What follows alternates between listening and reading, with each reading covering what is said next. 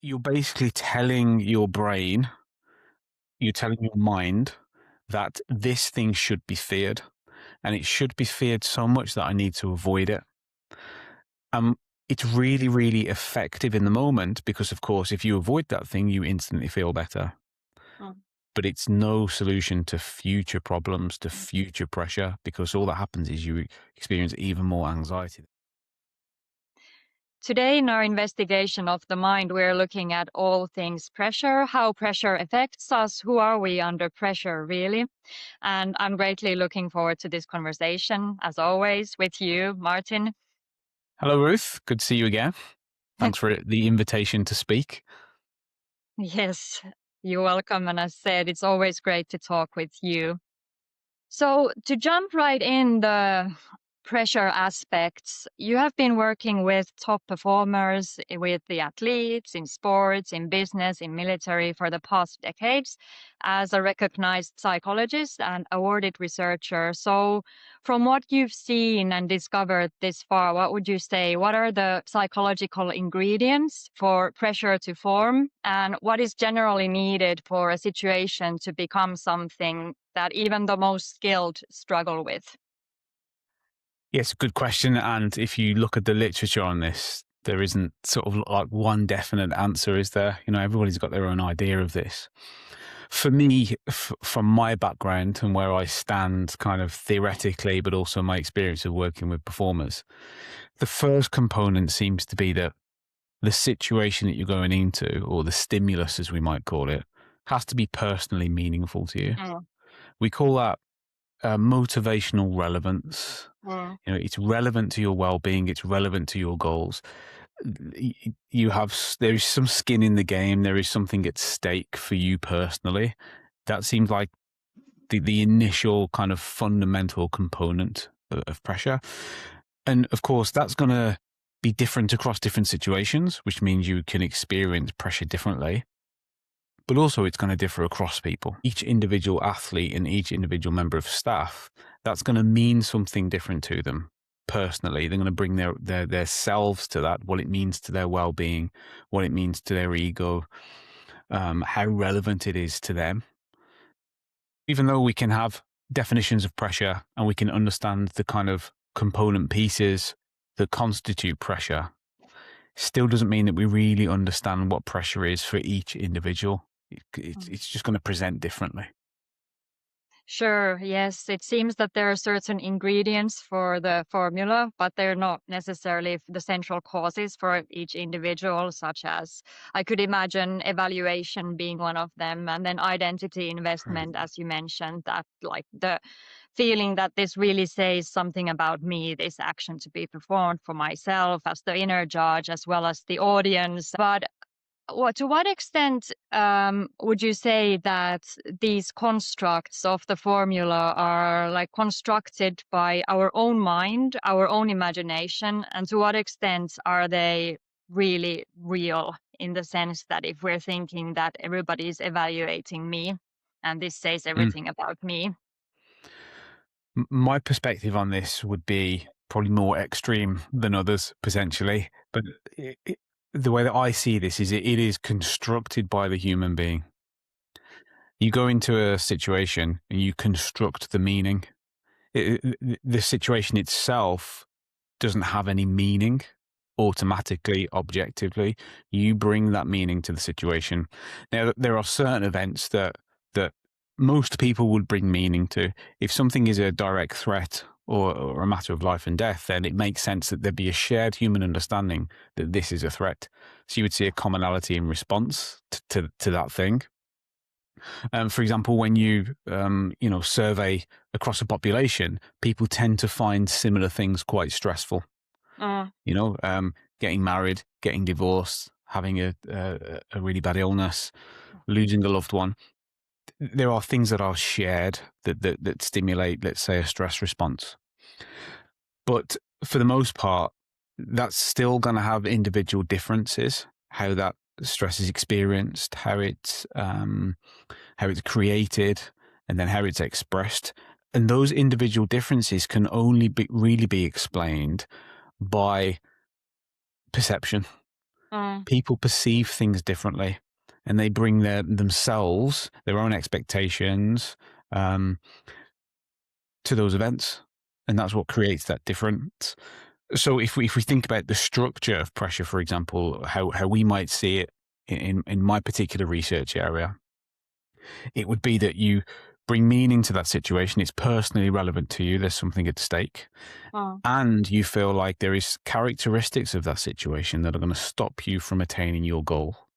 Now, I don't mean the goal of winning the game. I mean the deeper personal goal of perhaps it's fulfilling your potential. Perhaps it's being content. Perhaps it's generating enough resource to be able to have a comfortable life. Whatever your deeper inner goal is, that situation is it's not incongruent with those goals. It represents a barrier, a blockage to those deeper goals. So it's very relevant to me, relevant to my well-being, relevant to me as a human being, my continued existence. And there's something that is stopping me from getting what I want. Mm. Those two things in combination seem to stimulate one of two responses. And we can talk a little bit about maybe challenge and threat. Yeah. And that seems to stimulate this adaptive response to that pressure, which we would call challenge, or this kind of maladaptive response to that pressure that we call threat. Mm. So even then, when we think about the bifurcation of that, the splitting between challenge and threat, it is deeply personal. It's about your Mm. perception, your appraisal of how you see things, what things mean to you, how you perceive that blockage, that barrier to your goals, means that everybody's going to approach this situation slightly differently, which means pressure is different for everybody. Yes, and I think those were important points when you were starting to talk about the processing style or cognitive mediation of the individual, that we can see this like an hourglass effect, that the situation is wide, the setting stays wide, the setting is the same for different individuals coming in. If you have, for instance, athletes competing against each other, but then our attention begins to narrow our perspective down towards the filter, which is really the core meaning of what we're giving to the situation, and how that is affecting our thought processes, behavior, even physiological responses in that situation, pushing towards the outcome. And I think this is an important point, because sometimes failures in important situations can be misjudged by others as the like, oh, well, the other athlete was just more motivated than the other one, that Mm, they succeeded or wanted this more, when again this sense of cognitive mediation has very little to do with the mental toughness or motivation, or actually vice versa. The more meaningful the situation is to you, the more prone you're going to be for like the pressure to start kicking in and really start affecting your own performance in there. And there are yeah. several ways this can go. You said about the challenge and threat appraisal, perceiving yourself either resourceful enough to meet the demand at hand or unsourceful to meet the demand at hand. But then there are several other ones. For instance, well, attention is one big theme, that either we're getting distracted from the action because our mind is going to these perceived negative outcomes or what it says about the self, or vice versa. We are giving too much attention to every single move we are making in the situation, trying to analyze everything, turning into this paralysis by analysis situation, where we are switching from this automatic process or flow process more towards a more clumsy, maybe perhaps working memory process, and so forward. So is there certain like processing styles or the styles of cognitive mediation that you would see in the performance situations that outweigh another, or is it very scattered? Yeah, well, cognitive mediation is really, really crucial Mm. because it does help to explain these individual differences between people when we think about the pressure response. So it's not the task that has the pressure within it. It's the relationship Mm. between you and the task is where the Mm. pressure lies. And because of that, it means that we can play around and control that piece. We can Mm, change how you relate to that task, whilst we probably can't change the task. mm, So it gives us a great opportunity to help people to relate to those tasks in a way that helps them to perform better.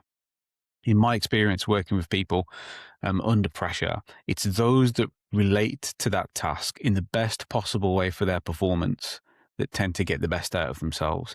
Now, the best possible way can mean many things, and it's up mm, to you as a practitioner to help the individual to understand what the best way to relate to that task is. So some people might get a kick out of being quite negative, negative in terms of the valence of their thoughts. Their thoughts might be quite harsh, might be quite punishing at times, might be quite straightforward. But that to them is what they need to put them in the right position to relate to that task in the best possible way, to see that pressure as something that can actually fuel their performance. Others might take a more positive route, for example, and might have benefits from telling themselves how good they are and how prepared they are and how ready they are for that performance. That helps them relate to that task in the best possible way for them. So we don't have a specific formula, specific ingredients to say, this is what will help you perform under pressure, and this is what will hinder your performance under pressure. We don't have that precisely. What we do have is some guidelines based on trends of data that we see and based on theory that we can test and we can collect evidence for. So let's think about challenge and threat, for example. So we would say that the best way to relate to that task would be challenge. It would mm, it would be to say, these are the demands of the task. I think I've got the resources to meet those demands. I'm very confident in my skills, that I can use my skills in this performance. I feel like I have control over the things that are required for this performance.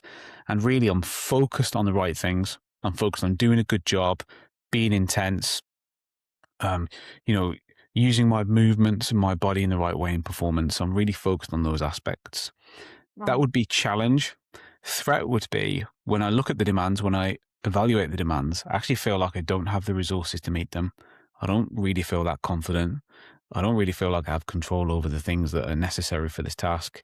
And I'm focused on just not failing. I'm avoidant in my goals, but I'm also avoidant in my behavior. I'm hiding. mm, I don't want to get on the ball, for example. I don't want to put myself out there because my goal is to just not mess up. mm, That avoidance focus mm, that we see in performers. If you're on that side, if you're on the threat side, then it is less likely that you're going to be able to get the performance out of yourself that you are capable of. So there's layers there, but there are mm, things that we can work on with people. So self-efficacy, control, your goal orientation, these are changeable things that people can learn and kind of refine over time to suit how they like to manage pressure and how they like to go into, important performance situations. mm, mm, mm. Yes, and I was just thinking this avoidance strategy and how I could imagine that it, in a sense, begins to feed itself in a negative way. Because what really comes out here from this conversation to me is that pressure in itself does not introduce anything new to the situation. It's more about kind of speeding up existing trajectories and thought processes, meanings, experiences we already have that we're bringing into the situation with us. But of course, like in life, regularly we can think that one moment always frames the next. And as in the pressurized situation, everything is speeding up. So it's inevitably leading towards either building momentum or collapsing the performance. But if you're struggling with pressure, what I understood is that it's really about digging out, how do I say, like this mechanism that we are reacting to pressure with. And I could assume carefully that not everyone is consciously aware of the mechanism that is coming out in them in the pressurized situation. So it's not so much necessarily that we need to train the skill more because the skill has been trained already in many cases for very experienced performers, but it's more about training to the access to the skill under a pressurized situation where you also have this mechanism you're responding to pressure with. And what I'm coming to this idea of being avoidant to the situation. As long as you're avoidant, you're always avoiding situations in which this mechanism that you are reacting to pressure with, whether it be choking or freezing or something, this would come out. But I could imagine that it's only getting stronger the more you're avoiding it. Mm. Um, Yeah, well, the thing is with performance under pressure is we can all think of famous cases where a famous athlete completely crumbled under pressure, went from Mhm. a very high skill level to a very low skill level.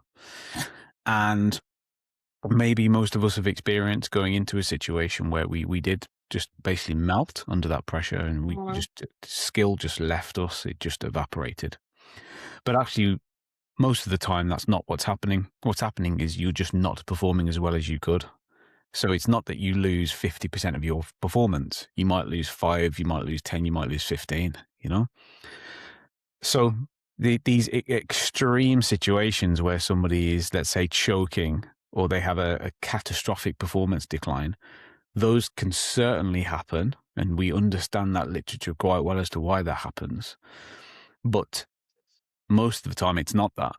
Mhm. It's just that you didn't quite fulfill your potential, and pressure was in the room when that was happening, and your reaction to that pressure meant you were slightly more reserved, you were slightly more avoidant, which meant you didn't take that risk you needed to take. You didn't put yourself in that position that you should have been in. And those moments in a performance where you really need to be there, you really need to be present and be in that place, you weren't there. And it meant that you didn't get the opportunity to score the winning goal, or to support a teammate scoring the winning goal, or clear the ball off the line, or whatever it is. It's those moments in performance that you didn't quite nail. That's Mhm. usually what people are experiencing when they have some kind of performance decline through pressure. The avoidance piece is interesting because, as you said there, it's self-perpetuating. The more you avoid, the more you then need to avoid. And anxiety is often linked to pressure under performance. Mhm. It is one of the kind of emotional outputs of performance under pressure, the experience of pressure. People would describe feeling anxious, and they'll describe that in many, many, many ways. But one of the behaviors that people adopt when they're anxious is avoidance, you Mhm. know? So you're basically telling your brain, you're telling your mind that this thing should be feared, and it should be feared so much that I need to avoid it. It's really, really effective in the moment because, of course, if you avoid that thing, you instantly feel better. Mhm. But it's no solution to future problems, to future pressure, because all that happens is you experience even more anxiety the next time you face that thing, because you've told your mind that Mhm. this is something to be feared, and therefore we should avoid it. The second problem with avoidance, and this is a very kind of psychological, cognitive idea of this, is that you actually start to invent Mhm. adversity. Mhm. Because you're so scared and worried and fearful of that thing happening, you actually create in your mind times where that thing might happen when it actually isn't happening at all. So, for example, you might assume that you're being evaluated negatively because you're so scared of negative evaluation, because you have no objective perspective on this. You've lost all perspective on this, really. You just think that everybody around you is looking at you negatively and is Mhm. saying bad things about you.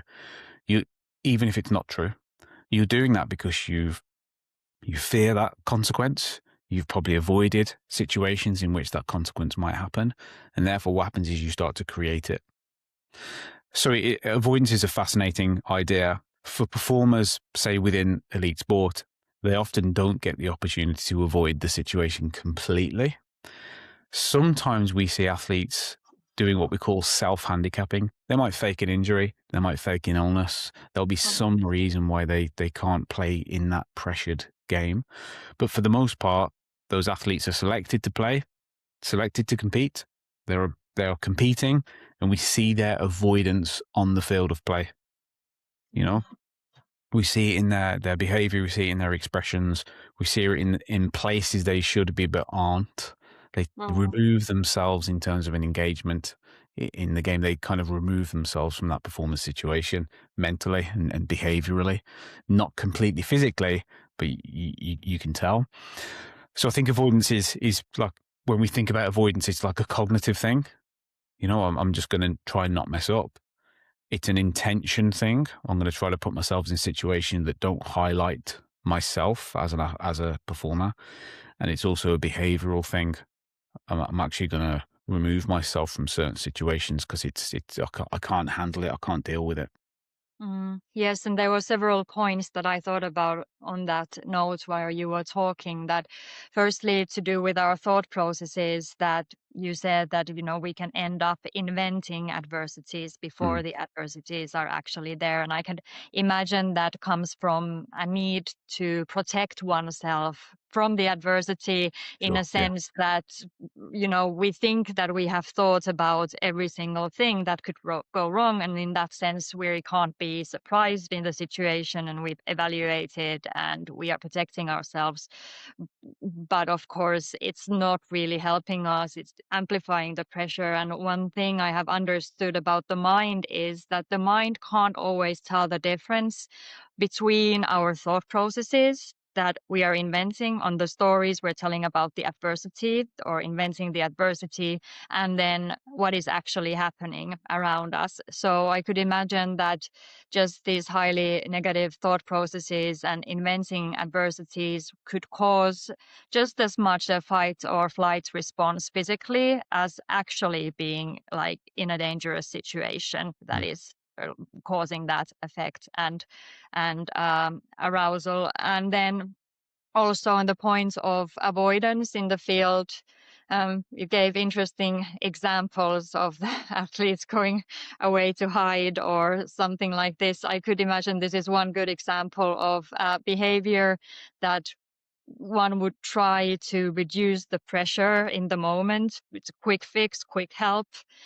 Because it's uncomfortable, I will just go away from it. But it's actually causing this amplification of pressure. So, on that note, what would you say are perhaps blind spots in preparing for performances with a high pressure situation, or certain behaviors that are meant to reduce pressure but end up amplifying it? I think avoidance was a good example, but perhaps there are other ones also.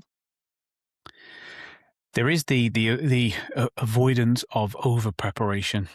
Mm, So I can't remember who said this, but there is a kind of a famous maxim, which is all preparation is avoidance. And whilst you want to properly prepare for something and make sure the right things are in place, make sure you understand your role, make sure that you understand the context that you're going into as much as you can, there is a point at which it can become obsessive mm, and you over prepare, and therefore things become very mechanical and very robotic. And as we know, in most performance situations, one of the keys to successful performance is flexibility, the mm, ability to deal with what happens when things don't go well, when things go wrong.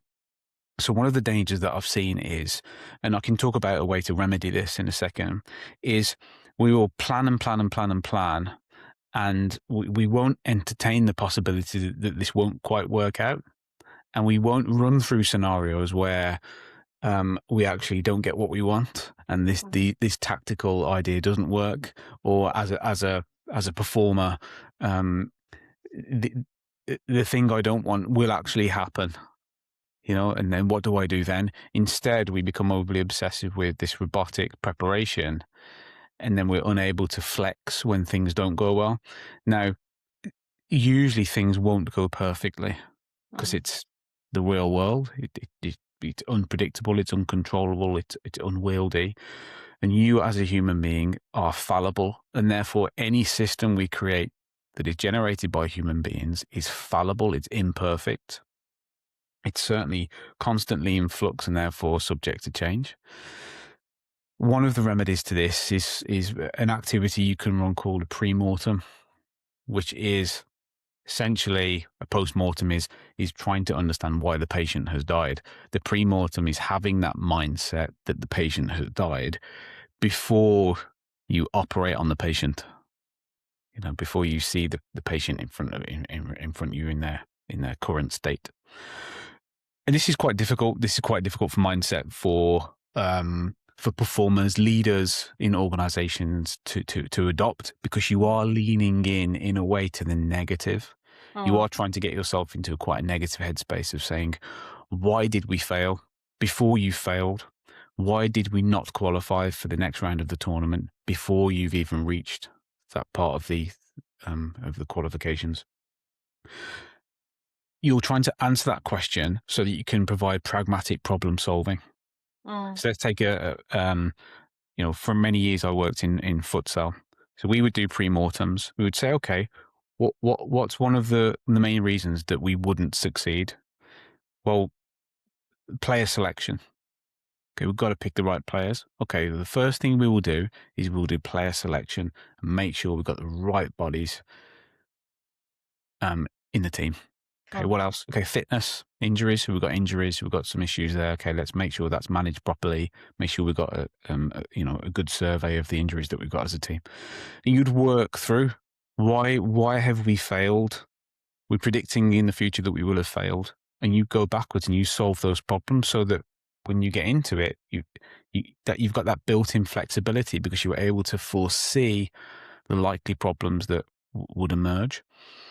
Now, humans can be very good at this, but in performance environments, sometimes there's a desire to be really, really positive. Say, no, don't think about the potential issues and potential problems. Mm. Let's think about all the ways in which we're going to dominate this team and we're going to do all these things that we want to do. And we're going to be creative and expressive and positive.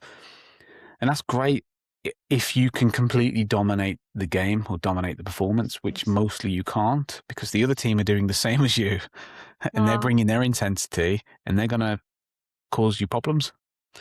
So when we think about going into a performance and the complexity of that around the system, not just turning up on match day, there are loads and loads of things that we could try to manage and control. And there's loads of things that we can just give over and say we cannot control that, but we can control our response to it. So the pre-mortem is one of the activities we can use to kind of help that. So the danger is over preparation on the positive side. That we become robotic and we assume that everything's going to go our way. It's actually what we need is built-in flexibility and the assumption that things won't go our way and how we respond to that. That to me is you're building a more resilient mind when you're doing that because you are allowing for the possibility that things won't go well. But here's my positive reaction to it. Instead of assuming everything will go well for me. So you're treating the world as it is rather than how it should be or how you want it to be. That was very interesting, mainly because of the over preparation. Like I automatically somewhat link that to a never-ending human chase for absolute control of everything that we see in many places, that people want to be in control of their surroundings, other people, situations, events, performances, in order to, again, possibly provide a sense of safety for themselves. But of course, in the real world, we don't really have much control over any events around us, and a lot of people are not able to even control themselves, let alone like everything that is happening around them. And that is definitely something that I can see backfiring, because people are not, in most cases, at least, let's say, systemized societies, prepared for a sense of lack of control. It makes them feel very uncomfortable, and that's probably something that backfires in pressurized situations when the events take an unexpected turn, which in many cases they will do at some point. So in this sense, this it was pre-mortem.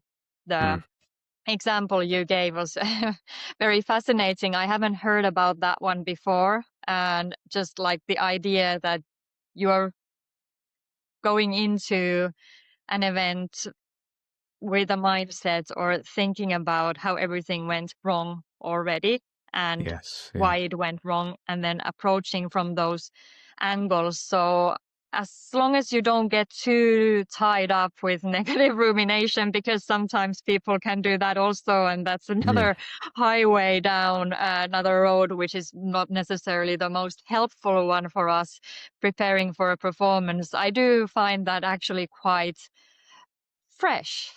Like you really go, even I would say, because I like to look at the mind in different ways, like go into a pre-mortem meditation in which Mm. like I have already been injured in this performance, perhaps not died, but I'm in the hospital and now I'm thinking, Yeah. how could Exactly. have I avoided this? And then start to prepare for the performance. Interesting. Well, the Stoics called this premeditatio malorum. So Okay. the idea of meditation is in there. It's premeditating on bad things that might happen. So you're kind of preparing yourself for the worst, but Oh, also obviously training so you can produce the best. You've really got to have the two sides. You can't just do all negative. Things aren't going to work out.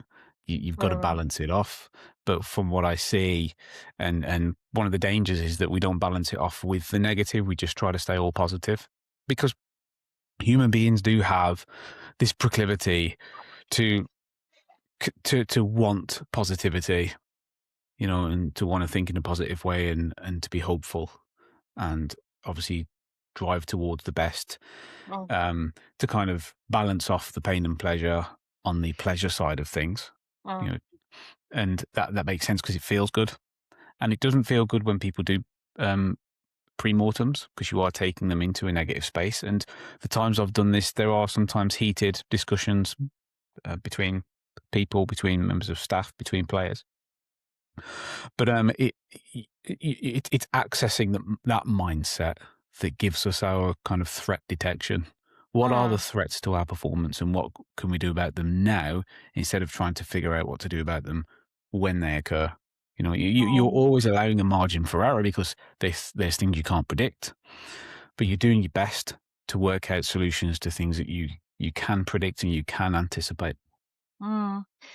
Yes, and one more note on that came to my mind is that it does seem very potential to giving us a certain mental energy, a mental fire to go towards the situation. Because if you are successful in this pre-mortem meditation, that you really get yourself into that mind space, that everything went wrong, the worst it could go in your imagination at least, then when you come out of it, you have a second chance. So I would imagine that this gives quite a bit of fire Mm. to now the same situation and a different mindset to approach it, of course, than it would have been in the beginning when we would have taken a more traditional approach of just like pumping us, myself or the team up, like how good we are and how we're going to be really successful. And then something happens, we're not prepared, but that's a whole Yeah. different route. So I'm sure that's very helpful, fascinating, and yes, most likely uncomfortable when you're telling people that they need to imagine a situation where nothing went as they wanted to go for the lack But of it is control it is a sensation. balance as well because, as you said before, we do have this desire to try to control things, Mm, but you ultimately have to understand and realize that you cannot control everything. Um, so going into a performance, if you've desperately tried to control everything around you, you will have spent a lot of energy on trying to do that. So there's a point at which there's kind of a tipping point at which you are now spending energy on trying to control such minute details, such mm, minute aspects that you're actually stealing energy that you might need for your actual performance. So it's to go into that performance, recognizing that there are things within your control and things that are outside of your control, and you will make reasonable attempts to try to control what you can, but mm, to not let it go overboard. So, mm. so that your job basically then becomes going around the environment trying to control everything that you possibly can. Maybe we can explore some strategies individuals can begin to prepare for a performance that they know that will cause a high sense of pressure in them? Hmm. Well, in sports psychology, we're quite lucky, really. We have lots and lots of different strategies and skills, and most of which are quite well researched. Um, Many of these skills emanate from the cognitive behavioral tradition, which maybe people will be more familiar with in really clinical and Mhm. psychotherapeutic settings. But let's take what we've been talking about so far, this idea of cognitive mediation. We think about that from a cognitive behavioral therapist perspective. Okay, so we're helping people to shape their thoughts to hopefully give them healthier outcomes in life when they face problems, when they face adversity. There are techniques built within that we can extract and we can use them in isolation. So for example, if I'm working with a client who's having problems at home and they have this belief that nobody likes them and they're unlikable and they're an Mm. idiot and they're useless, I'll work with them to try to modify that idea, that belief, to Oh, weaken that belief and hopefully help them to instill something that's more healthy and more helpful. Some of the techniques I might use to do that might be things like self-talk and oh, talking to themselves in a particular way. It might be visualization or imagery, which is probably more accurate, where we can mimic the senses to see themselves in situations where they're behaving in the way they would like to behave when they face adversity. We could employ things like goal setting to say, okay, well, where do you want to get to? Let's articulate and envision you at your best. How do we get to that place? What do we need to mhm, put in place to get you to where you want to be? You know, we could use relaxation techniques that oh, kind of modify this physiological sense state of the emotion. We could learn to modify that. You know, oh, some people would use the first person language. I can do this, or they would use third person. You can do this, which is quite oh, interesting. So we can extract those kind of CBT techniques that we would use kind of in unison in a multimodal way, and we can teach them to athletes to use specifically when going into a performance in the week leading up to, on the moments before they step out onto the field of play, oh, or in any performance setting. These things, these skills can be learned, refined, and they can be flexed to fit around that individual and specifically for use for performance. And what we find is that if you do that over time and you become well rehearsed in these things and you become very skilled in these things, just like a physical skill, you're going to be more likely to be able to get the best out of yourself under pressure. mm, You don't just use these things for when it's really, really high pressure. You use mm, these things every time you go into performance. It becomes part of your routine. mm, Otherwise, what happens is you never do it. Then you go into a high pressure situation. All of a sudden, you're using loads of imagery, loads of self talk. You're just telling your mind, this is really important, which is mm, probably not what you want to do if you want to get the mm. best out of yourself under pressure. So there's a range of these skills that people can look at and check out. And we have really good evidence in sports psychology literature for the use of these skills within sport, but also in other performance domains. Mm, mm. So in a sense, we are rewiring ourselves for the pressurized situation, but not only in the pressurized situation, but also just taking that as a habit in a new sense or new habit of how to use our mind, our brain, and so forward. Mm, Yes. One thing that I came to my mind also, and I think I mentioned this with Dr. Martin Dixon in our podcast, was to use curiosity as key in the sense that we are kind of investigating ourselves in a sense and our habits and performance and behavior and reactions under pressure and how our mind is reacting to that pressure.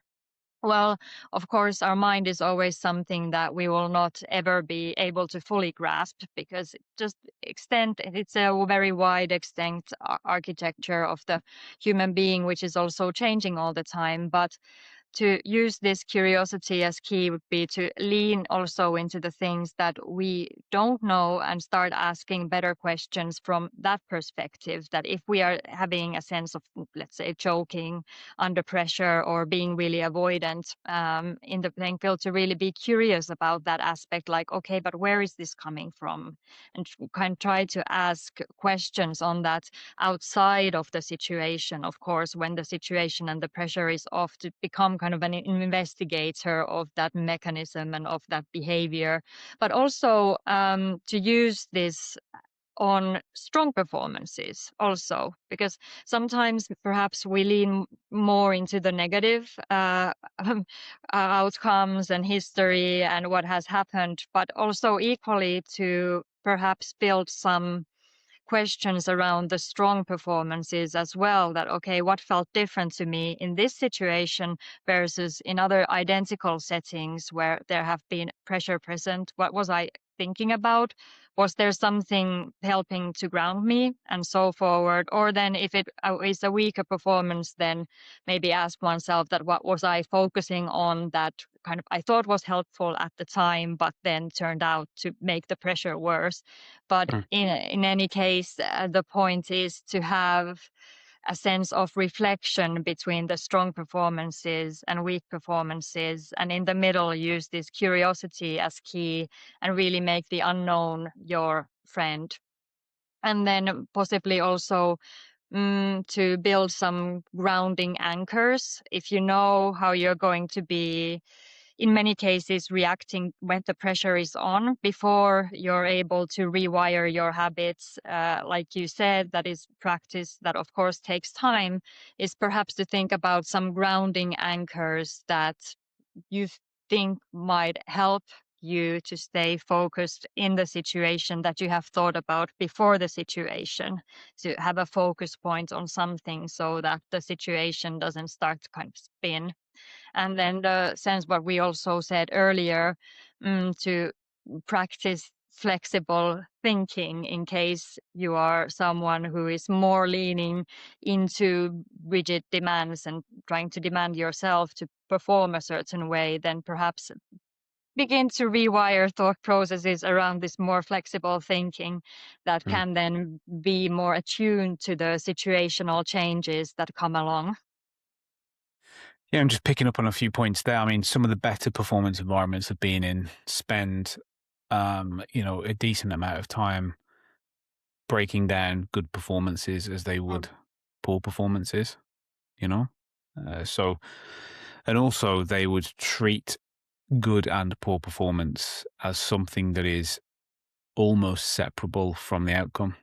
mm, So you would say, okay, well, we won the game, but we didn't perform well. Let's have a look at why so we can improve. Or we won the game, and we did perform well. Well, let's not just accept that and that's great. Everyone's done their job. We'll move on. We mm, try to look at why we performed well. What did we do?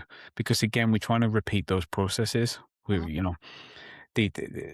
The idea, success, the result happening in the way that we want it to is a bit of a red herring sometimes because we mm, might get there through not performing very well, mm, which means it's not repeatable. We want to win and perform well. mm, Of course, winning's super important and you're happy to win even if you perform poorly. But the idea is to win and perform well because then we know that's repeatable because what we planned came to fruition. So with athletes I'm working with, I'm always trying to encourage them to execute the game plan. mm, Did you execute the game plan? And how able and capable are you to do that? The second point that I want to pick up on that you spoke about is curiosity. This is something I personally stole from somebody called Dr. Chris Shambrook, um, who would sometimes frame curiosity as part of this approach focus that we spoke about. So, and one of the interesting ways to frame that is, how good could I be if I did everything that I could mm, in this performance, or how good could I be over a period of time if I dedicated everything I could to becoming the best athlete I possibly could be. So it's that curiosity to wonder how good could we be, mm, how well could we perform, um, that I think extends beyond just the intention to perform well or to execute the game plan or to develop and train hard. It's you're asking something of yourself, and in some ways you're not putting a limiter on that. You're curiously asking, how good could this be? mm, So I think there is great power in curiosity, if it's framed sort of in the right way, I guess. mm. Yeah. Yes, and one point on that curiosity now that came to my mind as you were speaking, investigating how good could one be, or where which direction could one end up in terms of growing and developing the self, would be definitely this trajectory of self. And what I mean by that is aligned now with curiosity. Just sometimes be curious that in a certain situation, I would take a certain action because people build habits around their daily actions, performances, routines, and so forward. But just to be curious about the small stuff and habits, also, now coming back to your point about rewiring the thought processes and mind to perhaps function a different way, at times is just to intentionally choose a different action at certain points than one would normally go to. Because, well, in pressure, we said that one moment frames the next, yes, in a very fast way, but also in general in our day to day life, we could practice this that, okay, but what if I take a different action? What happens then? What happens to my emotions, behaviors, outcome? It doesn't need to be big events like you said, that I don't see necessary, or in any case in any way helpful, to only focus on the pressurized situations, more about developing habits and processes also to the unpressure situations, so that our mind is already moving a certain way. So in that sense, just wanted to bring out the point of curiosity as key to also experiment different actions that would be outside the norm of what you do. Of course, pragmatic ones. We don't want to cause anything negative, but explore Mm. them. Explore, like, who can you be? Who can your mind be in different situations? Because we do have many potential versions of oneself and many potential versions of how a situation can play out. But also behaviorally, I've worked with many athletes where it's like, oh, no, I won't do that thing in training, but if I'm selected, I will do that thing in the Mm, game. You've got to practice in training mm, what you would do when you perform. You have to show the coach what you're capable of in training. You treat training as a performance situation, especially in particular drills that specifically pertain to the match that we might be playing mm, at the weekend or whatever it is. You're trying to adopt the behaviors that you would adopt in an actual pressure situation mm, when the pressure is off. You're rehearsing that behavior, you're rehearsing that mindset. You're mm, doing the things that you think would be relevant to performance, even in the training environment. You're training those habits and those skills. You're not saying, well, training's easier and there's less pressure, so I won't do those things, mm, because then when you turn up to competition, you haven't trained those habits. So that's something that young athletes can use, and I would talk to young athletes about quite a bit. Approach your training like you would competition. Of mm, course, there's differences. We can't pretend that training is competition, mm, but there are habits that you can adopt. There are behavioral habits that you can adopt. Your intensity of movement, is something that is quite easily replicable between training and competition. Don't be lackadaisical. Don't be lazy when you're in training just because it's training. Be intense, mm, and you can take that into your competition mindset. And I think behavior is really, really key, because a lot of the discussions that we have around pressure are often cognitively framed. Because from my perspective, particularly, you know, I'm into sort of the cognitive behavioral side of human being, if you like. And there is a bit of a weighting there on the cognitive side, because we're trying to help people to think in certain ways and to adopt certain beliefs that helps them. But this is only really in service of behavior, and often a behavioral intervention, if you like, can be as powerful or more powerful than a cognitive intervention. mm, So, for example, I worked with a young athlete, academy athlete, some years ago now, who was scared about getting on the ball, receiving the ball, and the scrutiny that might come with that. Now, mm, we can spend week after week, thinking about how to change your belief about evaluation, about it's not the end of the world if people evaluate you poorly, and it doesn't mean you're an idiot if somebody thinks badly of you, and you know, people don't have to like you. You would like them to, but they don't have to. We can do all of that cognitive work, or I can just encourage that athlete in the next training session to get on the ball more, Mm. and to help them to get them over the line. It's just doing it in training more tomorrow, and Mm. then in the next training session, do it even more to desensitize them systematically through that behavioral um, task, if you like, that behavioral homework. And once they step in and realize that it's not the end of the world, that it wasn't catastrophic, and that there were some difficulties, but they got over them, then that's a powerful behavioral intervention. Mm. Now, to me, that's efficient, and I've not. We can talk about the beliefs and the ideas. We can do that as well to make sure that it's sustainable. Mm. But just behaving in the right way under pressure, just letting your body lean into it, Mm. and doing the things that are expected of you, the things that you expect of you and others do, that are required for your performance. Leaning in and doing it, rather than making everything so cognitive all the time, Mm. and Mm. taking part in that desensitization. It's just anti-avoidance. You're Mm. leaning into it, and that can be just as powerful as adopting all these different techniques and all these different strategies. Just going for it. And I say just going through it like it's easy. It's not easy for people to do that. That can be part of our job as coaches, Mm. psychologists, is encouraging people to give them the safety to say, no, no, go and do it. Take that risk. You'll be rewarded for doing that. No, that's really important, I think. Yes, I agree totally with that. And also this aspect of leaning in, experimenting, doing something you would not necessarily take upon. I think that's where the training becomes vital. The training situation is absolutely vital. If you want to experiment with leaning into different behaviors or actions that you would not regularly do, it's not probable that you're going to do that in the most pressurized competition, that you're going to start, experimenting things. So it goes vice versa to starting with the cognitive work and analyzing a certain behavior Mm. or belief around the behavior. It's just go to the behavior and come like back Yeah. towards the beliefs. And okay, now you did behave a different way. Like you said, nothing catastrophic happened. Like it was good or it was bad, maybe at Mm, some exactly. times. Yeah. It can be bad also, but nevertheless, you did it. So how does that change the belief you have about Yeah. yourself now? It's much more difficult to learn Mm. if you don't do first.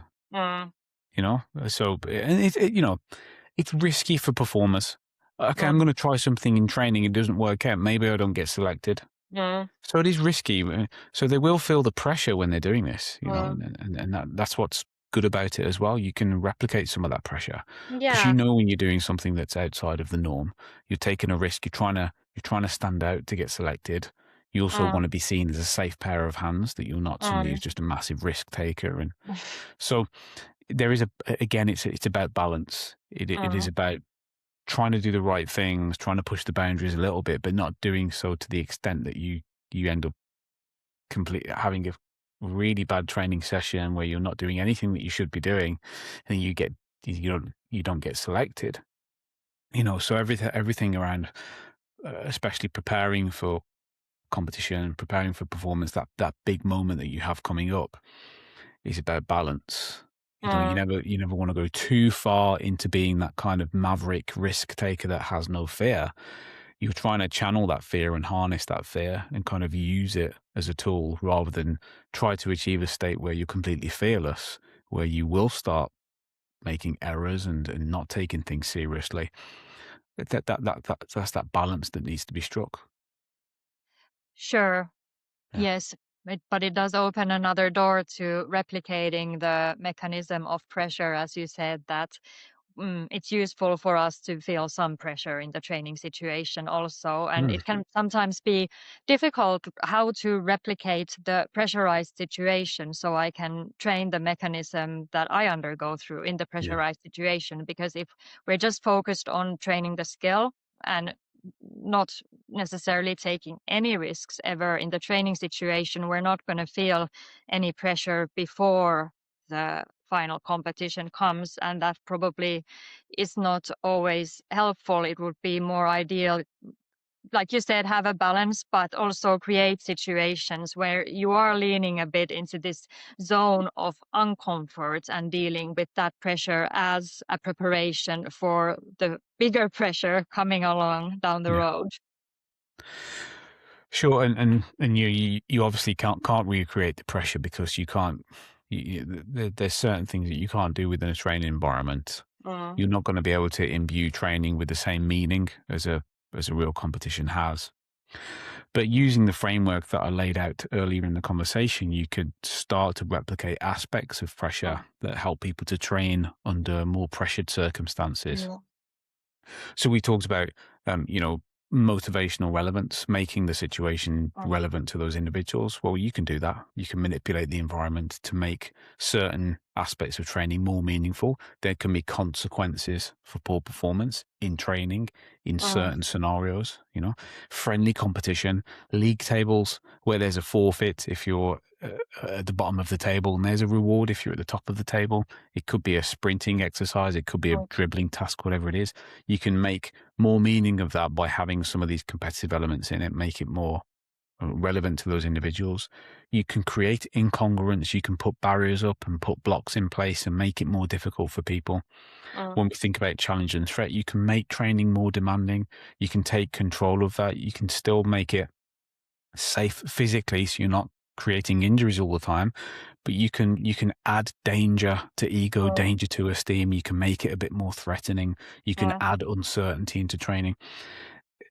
So as long as you're deliberate about this, you can create conditions within the training setting that do replicate some of the aspects of actual competition without putting yourself under pressure to have a perfect replication of competition, because you're just mm, not going to get there. But there are aspects, and then you train through them.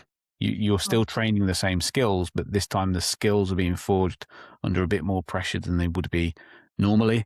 It's mm, very easy to have a simple, easy, sanitized environment where every skill that an athlete tries comes off because it's so clinical. As soon as you introduce these aspects into training, then things don't go as well. And that's mm, fine. You learn through those experiences. What some coaches like is to have a really nice training session where everybody finishes, everybody nailed all the tasks, and everybody's happy. That's not really what learning feels like. Learning is difficult, it is challenging. Um, Again, it speaks to that human want for everything to be hedonically balanced to the positive. So it was good. We enjoyed it. It was great. Everything's good. It was actually coming out of a training session where going, everything didn't work out. Well, great, because now we've learned a bunch of mm, stuff and it was difficult and it's challenging. And those training sessions are going to be more valuable than the ones where everything worked perfectly and everybody's happy. And mm, again, it's leaning into that and not giving in to that instinct that is, I want everybody to be happy mm. and satisfied, because that really isn't what the performance environment is about. Mm. Yes, agreed. And as you said, that if we are trying to keep everything always comfortable for everyone, then there's a lot of the learning process that we are simply not undergoing, because we need to have a certain sensation, a certain amount of discomfort in order to learn things about ourselves also and our own potential as performers. That if you're taking care of the training environment always to be below the line of discomfort, then we're not really pushing ourselves or other performers to evolve, simply Yeah. put. Yeah, exactly. Yeah, Mm. 100%. Okay, the last question. What would you say if we're thinking that pressure really reveals the mind or thought processes behind the performance of the performer? What would you say would be a good thing to performers to learn about themselves before entering a big competition? I think it's useful for performers to think about their identity. Mm, and to really deeply contend with and come to terms with the idea that even though they might have spent a lot of time, a lot of effort, and a lot of energy on their pursuit of whatever it is, business success, sporting success, whatever it is they are not what they do. Mm, You are not an athlete. You you're engaged in sport.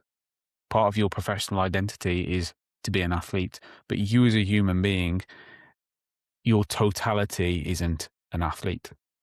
You know, you're a sibling, you're somebody's son, daughter, you might be a parent yourself, you're a friend, you probably have other roles within your community that you would fulfill. So your identity is multifaceted. mm, And I think that gives people some perspective and some balance, because when you go into a situation and you think that everything on is on the line, your entire identity is on the mm, line in this performance situation, then that's going to bring pressure.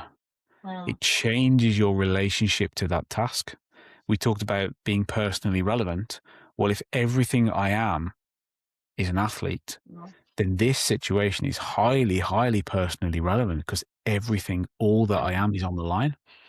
So you're inviting pressure when you take that stance. If you can take a step back and say, okay, sport is something I do. Part of my role is to be an athlete, but I've got a home life where I've got people there. I've got these hobbies I'm interested in. I'm also got this other community that I'm engaged in. I have a cultural connection, for example. If you're able to see yourself as that more rounded human being, then you will protect yourself a little bit from that pressure.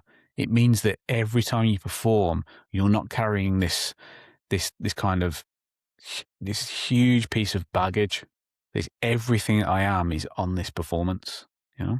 mm, So you can stave off things like burnout over the longer term through this. It will make transition from being a performer to not being a performer much easier. In the work context, it means changing roles can be a bit easier, can be a bit more fluid. Once you set yourself and say, this is everything I am, it makes it very difficult to do anything else without having some sort of identity crisis. But it also mm, means that every situation you face, those pressure situations, there's too much on the line. You, mm. there's already pressure. You don't need to bring your own pressure to that situation in terms of your whole identity. So I think that's worth thinking about for people. And it kind of does go back a little bit to what you and Martin Dixon were talking about, this ability to kind of have this deeper reflection, but also see yourself as a multifaceted human being within that reflection, you know, Mm, rather mm, than see yourself as one solitary soul thing that is based on what you do, you know, mm. which is a danger for all of us in any of our careers. You know, I'm practitioner, an academic. But if somebody says introduce yourself, I would say, you know, sports psychologist. But that's obviously just me describing my role. That's something I do. It's not who I am, you know. So I think it's something that you would see that in the literature. You know, it's an important part, but I don't think we've really addressed how people can actually sort that out in their own minds and what they can do about this. Um, but that's one piece of advice that I can give from that perspective. Sure. And some final notes, of course, we are also living in societies in many cases that encourage always to bring out the roles, like you said, when you're introducing yourself, when you're writing emails, when you're answering the phone in some cases, and so forward.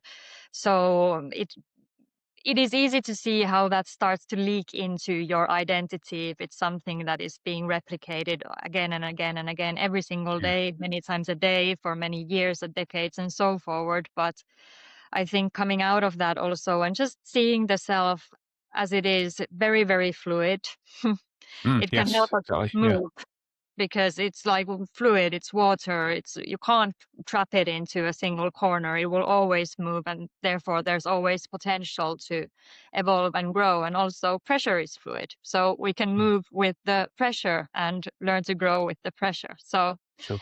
thank you so much for this conversation. I really enjoyed it. Do you have any final thoughts?